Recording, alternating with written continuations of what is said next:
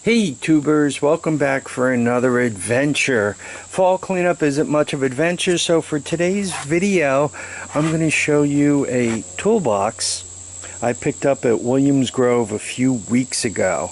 I left it out in Pennsylvania at the backup port, and what I want to show you though is it's a real vintage toolbox. It's a guy who probably used it in the 60s, 70s, perhaps 80s. There's a bunch of air conditioning stuff on that. He worked on boilers, steam, as well as hot water, hydraulic, great stuff. Anyway, just wanted to share that with you. Please enjoy. Bye now. Hey tubers, welcome back for another adventure. So I was at Williams Grove flea market this morning, and we ran across this unbelievable deal, and I just want to show it to you because it's kind of a time capsule. It's from that point of view, it's interesting. Anyway, this toolbox with everything I'm going to show you plus more was only 45 bucks. It was only $45, and property of H.S. Stokes. So I think Mr. Stokes, I don't know, but my guess by the kind of tools and all that were in it and the age that Mr. Stokes just might not need these anymore. Anyway, so just picture this wooden box, some of the stuff. This is kind of a 60s or 70s thing, right? A lot of it is not the greatest quality. But just you go through here. He obviously, I believe he worked on oil burners, right? You can see Beckett. And,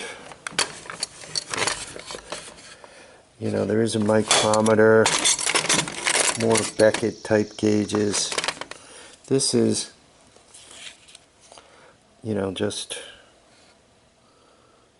ball roller bearings. My camera seems to be fogging up a little bit. That's better.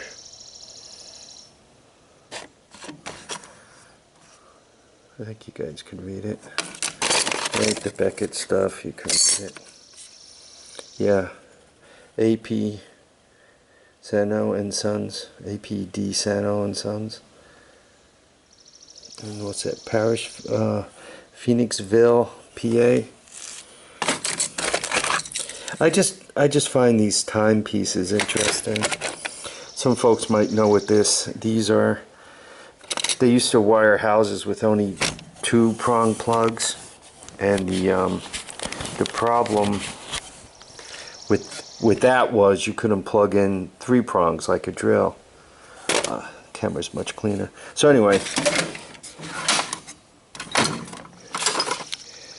little fine screwdrivers, boring bits, wire stripper. This is a rake for air conditioning, fins, multi-grip.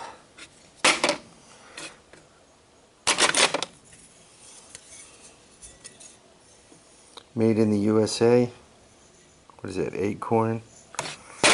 I love the old tools. Oh, look at this screwdriver. Talk about old school. Right? Somebody made that on an anvil. Right? Chapman set. Plumbing. And what's interesting, this fitting here, this guy here, my son said you can use either quick connect for air on that, but just all the fittings. Let me back up a little bit. So once again, this whole box plus everything else I'm showing you was $45.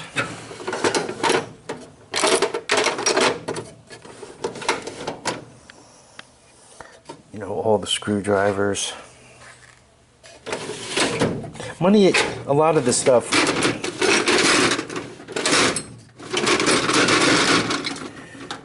We had this open before. So it must have jammed up against it. Look at this for an air conditioning, the temperature. And the box opens. And you could, there's a little sensor that goes on there.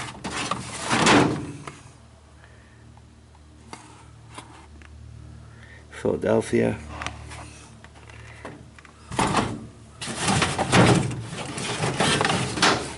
It's just a dryer. Old school for compression gauge. Down underneath here you can see the old welder soldering iron and all that. Just this Sears toolbox, dating it, you know, 60s or so. They had all these, you know, you look at like these sets and go, oh, it's just junk. But one of them had Craftsman in it, which always good. What's this meter? I'm having trouble reading the end of it. Goes up to 200 psi. It's probably for air conditioning. There were some of these springs in here, and quite honestly, I truly have no clue. There's two of them, and you can see, and I truly have no clue what this does. It looks like you would try to put something on here, I don't know, to leverage yourself for a bend. I mean, what's that for, steam? Just look at the thing on the end of the arrow. Right, wire brush. An old amp gauge made by Amp. How's that for a drill? I happen to recognize this. The sticker's gone, but that's an old Rockwell pipe bender. Old school for a level.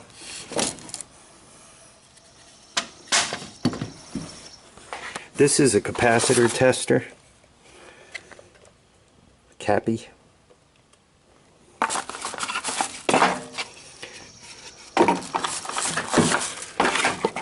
you go. This is candles. I'm not sure what candle wax would be there for the old school glove, but how's that for some threaded fittings?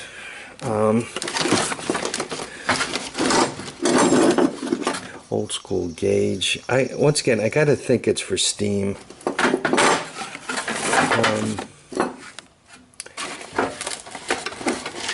This is a meter package you would put in your car, Dixco,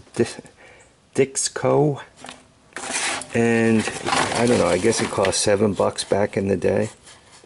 Did you guys see that?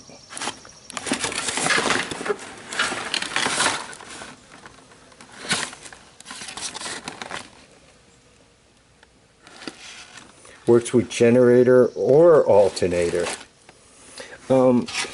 He had a bunch of this sandpaper, and then he had this flat sanding disc with some. We used to use these to polish when we were working on semiconductor stuff. Body filler file. So anyway, all of this stuff came with the toolbox for $45. And when we went to pick up the toolbox, they said, oh, well, seeing as you have room in your truck, take all of that, right? And you guys can see this is all that old school threading stuff and all that. And take all of this, right? The welding helmet, these guys, that's other stuff. And and then this assortment here, this you clamp onto a bench. You put a sharpening stone here, you spin the wheel for grinding, plus brake tools and, you know, chisels. And this is a pocket knife that somebody who works on horses would. You kind of dig the stuff out of the hoof with that, and then you got your various blades here. So This was for somebody who, it's a horseman's knife. I guess there's a better term for it.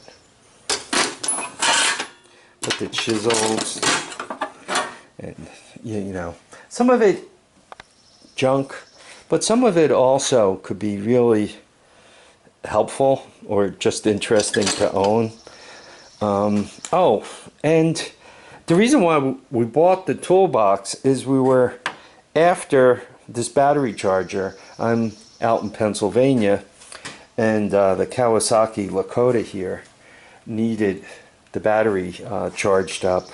I mean, it'll pull start, but the battery was run down. It was left turned on. So we needed a battery charger, and I said, well, I don't have one on me.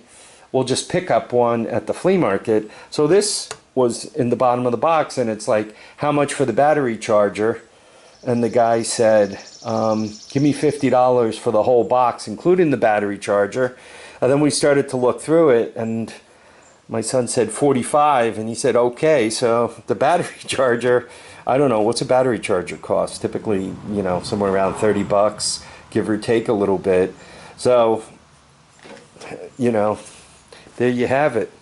So all the tools and the battery charger, and some of them interesting and antique and all that kind of stuff, and a whole load of free stuff. I'll talk about all the free stuff at another time, but I mean, I like these toolboxes mostly as a timepiece, just to see the kind of stuff that people used, and it was really used. Whoever this person was, as near as I could tell by the tools and the gauges in there, he did HVAC. He seemed to work on furnaces. You could see the Beckett stuff. Given the gauges and the looks of them, I think he worked on steam boilers, literally back in the day when they actually boiled the water to steam. So I think he worked on that. I think cool.